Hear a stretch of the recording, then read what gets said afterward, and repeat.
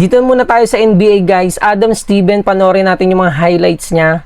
Dahil etong si Steven Adams ay isa sa mga pinakamabait dito sa NBA guys. So yun nga, binuhat niya si Bradley sa Chicago. Then, Halyup. Niyakap niya si Alex Caruso guys.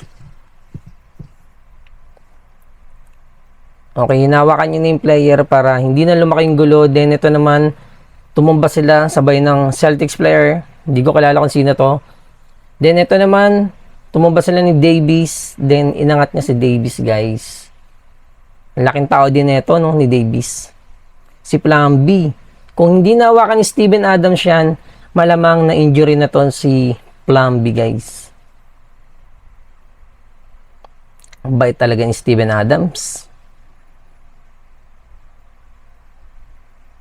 Salute Steven Adams.